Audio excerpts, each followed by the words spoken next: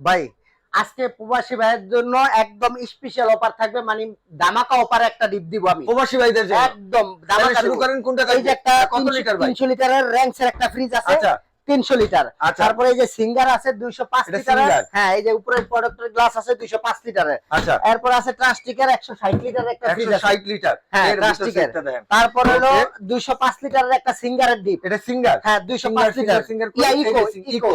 আচ্ছা ওকে eco eco. Glass আছে না ভাই? হ্যাঁ উপরে প্রোডাক্টের গ্লাস আছে আপনার 205 লিটারের। আচ্ছা তারপর এটা 300 লিটারের একটা ফ্রিজ আছে সুপার এরেস্টন, এই যে ভাই সুপার চলতেছে। রেস্টুরেন্ট না?